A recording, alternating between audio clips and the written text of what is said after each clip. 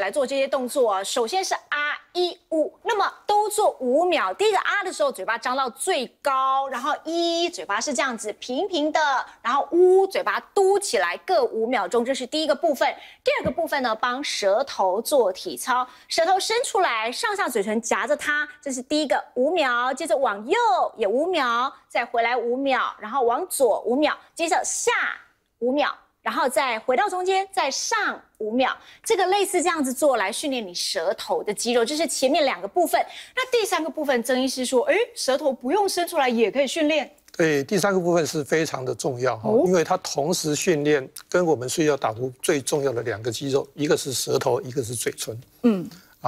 那我们的牙齿的外面就是嘴唇嘛，对不对？对。所以牙齿跟嘴唇中间有一个凹沟，所以你的舌头由内往外呢顶到这个凹沟。你说牙龈那边吗？对对。那顶到这个凹沟呢，然后360度的绕圈。好，我们先顺时钟的绕5圈，每一圈至少要10秒钟。那做这个动作很重要的，第一个就是舌头要用力顶到每一个位置，所以舌头不是用刷的，舌头要用力顶到每一个位置。所以不是刷着牙齿，是刷着嘴唇。不是，就是牙齿跟嘴唇的凹沟。牙齿跟嘴唇的凹沟要用力去顶它，不是用刷的用刷的那个快速没有用。那第2个很重要，就是你在舌头在转动的时候，嘴唇一定要闭起来。因为我们是舌头往外顶，然后嘴唇是挡舌头的力量。如果嘴唇一张开来，这个力量就跑掉了。那我大概示范一下，大家可以看一下哈。可以看到现在舌头对往右边跑，哇，而且是慢的哦。好，现在到下面了，然后到左脸颊。其实做快很容易耶，观众朋友可以试着放慢速度来做。这个速度一定要慢，因为我们是训练肌肉的耐力，不是训练爆发力，所以你做得很快，效果不好。那这样子。这个慢慢的做1圈10秒钟，大概要做几圈？顺时钟、逆时钟都要做吗？我们是一次做顺时钟5圈，5圈，然后总共做12个动作，然后第2次做12个动作的时候呢，你是逆时钟5圈。了解，就是逆时钟5圈搭配前面第1阶段，对，第2阶段再加第3个阶段，对。那如果大家平常搭公车、搭捷运，自己进行第3个阶段，行不行啊？因为你在公车、捷运上伸舌头，然后往右，人家可能会想要跟公车驾驶说这个人怪怪的，怪怪的。所以像平常如果有碰到旁边有人的时候，你就可以直接做第12个动作。那这个时候就是顺时钟做5圈，然后逆时钟做5圈，然后顺时钟做5圈，逆时钟做5圈，然后等到你这边觉得很酸的时候呢，你休息一下，然后又可以再继续再做。好，那曾医师的建议是，如果打呼严重的人做完这些舌头运动之后呢，睡前做，然后接着呢可以贴着胶布让自己使用鼻子来呼吸，就可以改善打呼咯。接着我们来看梦的解析当中第4个找不到干净的厕所，翠芬老师这是什么意思啊？其实厕所会跟我们生理的需求有关，像刚刚讲的尿尿的这个部分，但是另外一个生理的需求就是会跟性有关。所以其实你会发现，还蛮多人在梦中会做一些跟性有关的梦。那其中为什么找不到干净的厕所会跟性有关？这是我自己做諮商非常多年之后统计累积下来的。我有很多当事人，就是当他的婚姻发生状况，特别是有外遇的时候，他们会自己外遇还是伴侣外遇？伴侣外遇，伴侣他觉得怪的，而且大部分都是女性做这样的梦。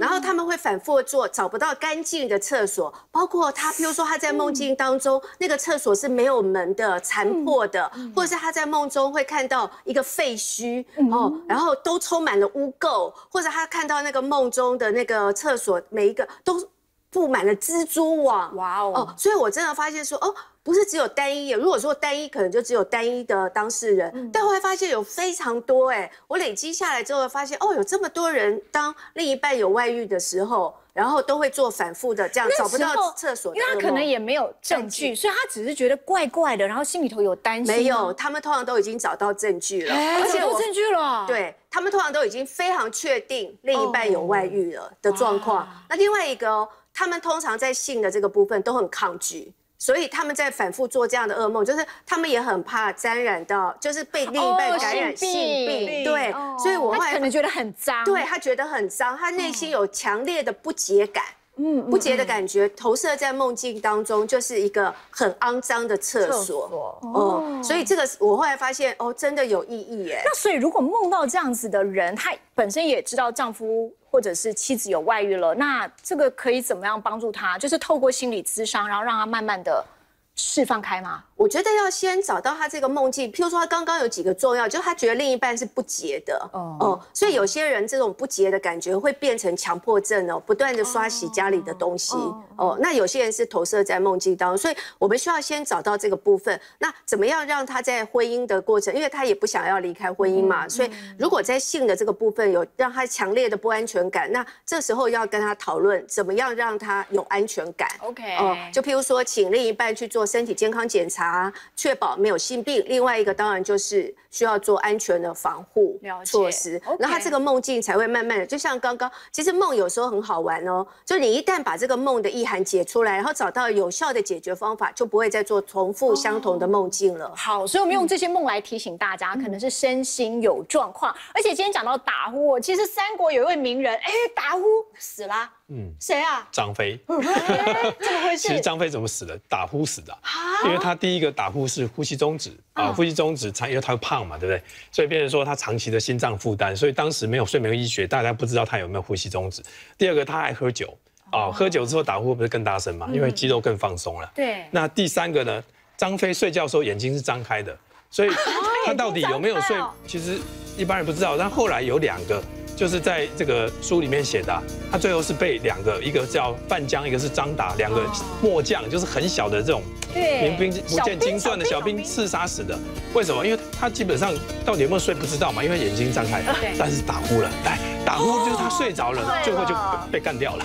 哇，所以他是打呼，然后这些小兵知道张飞在睡觉是好时机，就把他给杀了。